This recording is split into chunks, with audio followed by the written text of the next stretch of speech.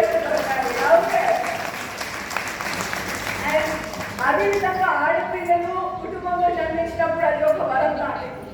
ఆ ఇంటికి ఆడపిల్ల ముత్యాల వెంప కావచ్చు, పుష్పాల బొమ్మ కావచ్చు, పున్నమి బొమ్మ కావచ్చు, పున్నమి బొమ్మ కావచ్చు, కానీ ఇంటికి మిడకే నటిని సిరి నవ్వులతో తనదైన శక్తితో ఆడుతూ పాడుతూ నవ్వుతూ చిన్నపిల్ల పాదాలకు చంపు పెట్టే విధంగా ఇంటిని కలగలు దాటిస్తూ ఇంటికి వరం లాంటిది. సో అందుకే మనము ఆడపిల్లల్ని మరియు మహిళల్ని ఒక ఆది శక్తిగా భావించాలి అనేసి నేను ఈరోజు ఇక్కడ కోరుకుంటున్నాను. అండ్ ఆల్సో the introduction లో చెప్పారు that I also work as a brand ambassador for Andhra Pradesh Police and Telangana police కి కూడా నేను చాలా షూటింగ్స్ కి కానీ చాలా పని చేయడం జరిగింది యాజ్ బ్రాండ్ అంబాసిడర్. సో నేను చెప్పేది ఏంటంటే స్త్రీని మనం ఏదో ప్రేమ కరుణ వాత్సల్యం అనుకుంటున్నాము, కానీ ఈ రోజులలో ఏ చిన్న చూపు వేసినా స్త్రీ ఒక కనకదుర్గ రూపంలో మారుతుంది అనేసి నేను చెప్పగలను. సో అదేవిధంగా ఉమెన్ సేఫ్టీ గురించి మాట్లాడుతూ నేను చెప్పేది ఏంటంటే అంతరించిన అరణ్యంలో అరుదైన జీవచాతులెన్నో సంచరించిన జనారణ్యంలో దారిపై మానవుడుగారు. ఏ మరపాటి మోసంలోకి అమాయక ఆడపిల్లవై మోసగాళ్లకు ఆట కట్టించు దైవేశాన్ని వ్యాపారంగా ఎందుకంటే ఇట్ ఈస్ వెరీ క్లియర్. మన మైథాలజీలో చూస్తే అందరికీ తెలిసి ఉంటుంది. మైథాలజీలో చూస్తే కూడా సింహవాహినిగా దుర్గామాత, హంసవాహినిగా సరస్వతి దేవి, గుడ్డ వాహినిగా లక్ష్మీదేవి సంపూర్ణ శక్తివంతులై దుష్ట శిక్షణ శిష్ట రక్షణ చేస్తూ ఈ లోకాన్ని కాపాడుతున్నారు. సో ఆ దేవతలను పూజించడమే కాదు స్త్రీ జాతిని గౌరవించడం మన బాధ్యత. సో అందుకే చెప్తాను, అందరూ కూడా అమ్మని పూజించాలి, భార్యని ప్రేమించాలి, సోదరిని దీవించాలి, కానీ అన్నిటికంటే ముఖ్యం స్త్రీని గౌరవించాలి అనేది నేను మనసుకుంటున్నాను.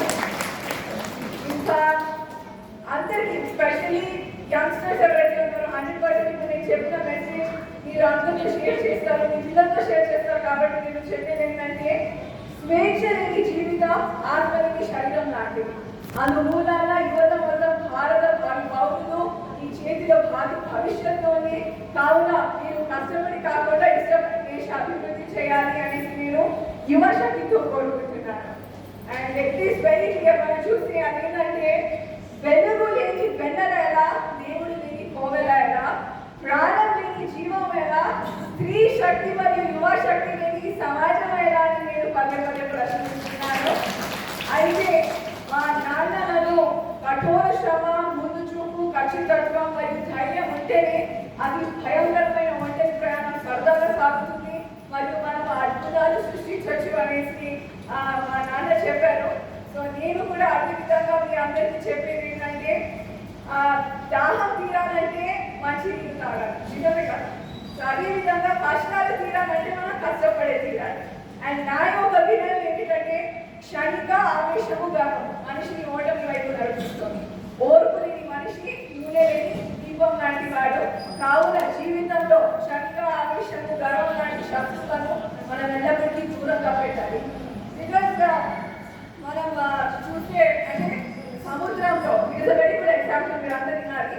సముద్రంలో ఎన్ని నీళ్లు ఉన్నా ఇద్దరు మనుషుల దగ్గర నీళ్ళు ఎక్కువ.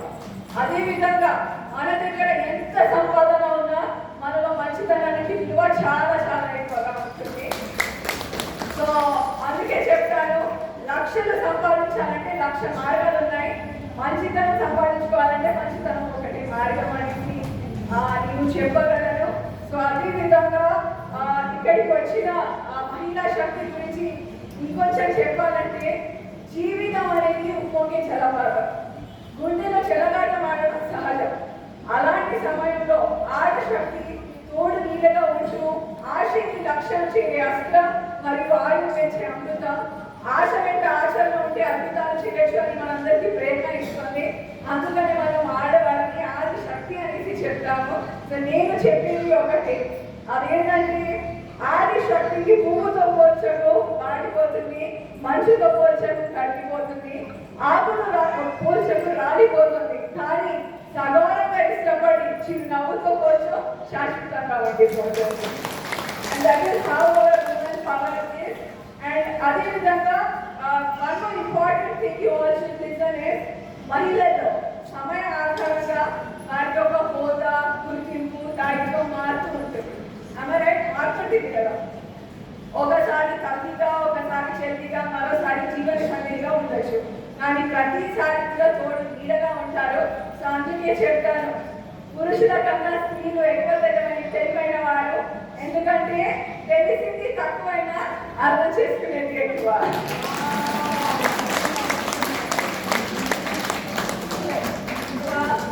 కన్ను తెలిసిన క్షణం నుంచి జీవన సంగ్రామంలో బాధ్యత కోసం, బంధం కోసం, కుటుంబం కోసం